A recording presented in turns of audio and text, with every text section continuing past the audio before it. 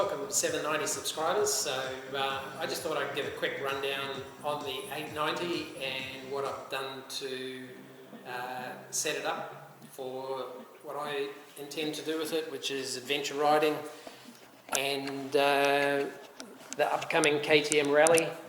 So this is the pile of things that I've taken off and upgraded. So the Bashplate is the B&B Bashplate, which is a very solid affair. Only 2 bolts at the front to drop it down, and you can do an oil change with the Bashplate in place. You can get the filters out. So very well designed. I like how it wraps around at the bottom and protects the tank protectors from the vulnerable area down the bottom, getting caught on something if you're sliding or you know, dropping into a ditch or something. It's all tied in. It's very well secured and a very solid piece of engineering. It now has an adjustment for the right hand hanger to get your clearance right for your muffler. This is the brackets if you want to run the crash bars, but I don't want to make this any wider or heavier. So that's the fourth bike in a row, 640, Africa Twin, my 790, and now the 890 Rally that I've had the B&B on, and very happy with them. And they supplied me this Bashplate to check how it worked on an 890 Rally. So thanks to B&B for that. Moving up, you can see that I've got the one-fingered clutch. I've got it in the middle position, not the far position. You can see I've got slack down there. I explained how to set that up on my 40,000 kilometre review. I find it hard to get into neutral if you've got it on the far one. It reduces the lever pull. It's one finger, then one little finger will do it. So yeah, I run it in the middle one, and this particular one has an adjustment so you can get it in a straight line. Quite like it. I have a video on my pegs that I run at the back of the boot for when you're standing. Your boot just locks in and works very, very well. They're just a piece that I made up, but, just to show you how your boot goes. I have them angled out slightly and back so that your boot's going to come off, and it's a wheel, so you're not going to get stuck in there and get locked in there in case anything happens. But that's with the boot in the right place on the peg, and it just gives you stability. So I'm running my Delkevic pipe. It's a little bit more tucked in, and it has a bigger opening. It's pretty much straight through. Sounds great. It's light.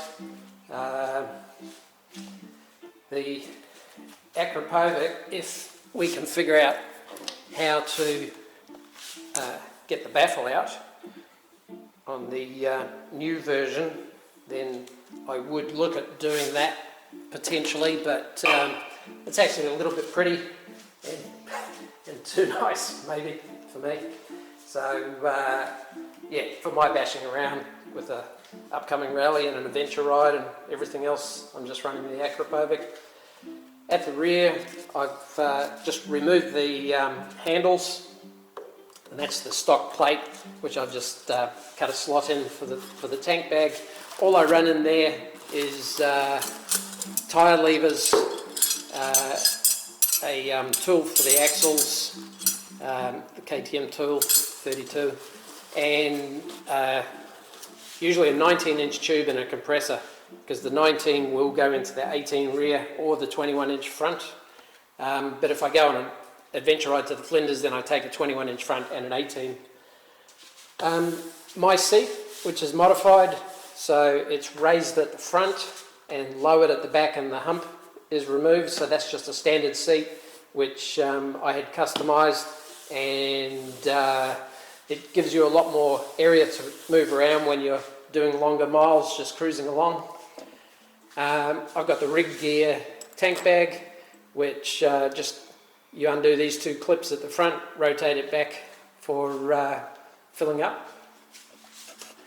Up the front, I've got the bark busters, and I've got the folding mirrors, 20 bucks off eBay, pretty much disposable. If I break one, who cares? Pro Grip grips, and you can see that I've cut my levers down just behind the slot where they have for braking. I've got the Scott stamper mounted on the triple clamp version 1 clamp, which is only 12mm rise. The version 2 is 20mm rise. I prefer the version 1. You can see my suspension. I've got it down at the bottom setting for the forks. Yeah, I really like that. It's a nice sanitary setup, and you can run in the front two positions either way with your bar positions. So I've got it rolled just straight up and down, and that's a pretty good angle for me. Up top, I've got a GPS mount which goes in the original position, which I can adjust the angle of the Zumo XT. It tucks in nicely. It's sitting in there, and I really like the angle of it. It works very well. And I've got my tyre pressure monitoring system down here. So at the moment I've done 804 kilometres. So after this weekend it'll go in for its first service, and then after I get back from a trail ride in Tasmania, I'll be ready to do the KTM Queensland Rally. So these side covers were the ones that I had on my 790. At the moment I've just got my road tyres on because I'm just taking it in for a service, and you've got to have new tyres for the rally. So yeah, this is a Wolfman tail bag. I just run one extra strap across the top so I can tighten it down. I don't put anything heavy back there, and I really recommend you don't put anything heavy behind the the centre of gravity of your bike's way down here somewhere. You don't want anything up here moving around, or more to the point, resisting moving around. Everything has a tendency to continue in the direction that it's going until a force is applied to it. So, if you've got something heavy up here and you're putting in a steering input up here, then there's a force and a turning moment involved that, that this is going to resist. So really, as light as I can back there. My gear all sits down really low, hangs really far forward. When I run my soft saddlebags, they sit up to here. They're not hanging out the back, they're not far out. And up above, I only put closed, very light stuff. Initial impressions, I've done an adventure ride and a trail ride, and I'll put in a little bit of footage of both. I've got to say, if you like the 790, you will love the 890. If you like the 790 Adventure R and you can get an 890 Rally, it's next level again. It's the 890 is like a 790 but turned up to 11, and the suspension on this, the cone valve suspension, is like the same regarding the suspension, but maybe turned up to 12. It is so much more plush, there's so much more adjustment, and yeah, it's awesome. So for the moment I'm running twin discs. I may change to a radial caliper at some point. Haven't fully decided on that, but I think it's important that you set up an adventure bike to have good grip and to be as close to a trail bike as you can be with regards to that. So that's why good bark busters, these mirrors just fold in out of the way. You set them up the right way, they only go to one position going out. and they go further going down out of the way. Nothing clashes, and everything on it is, you know, set up for doing adventure riding comfortably and easily. I've got a power supply under the seat, a fused power supply coming up into my tank bag. For charging things, I've also got the GPS. I've just got to get the plug to plug it into the cigarette lighter, and then it runs off accessories. So only thing I'm doing before the rally is a rad guard. I've got that on my 790, and yeah, she's pretty much ready to go. It's been awesome. You saw inside the clutch the other day when I pulled it apart, slightly different clutch design and different plates, both the metal plates and the friction plates. The friction material's mounted on an angle. So yeah, they've made some upgrades there.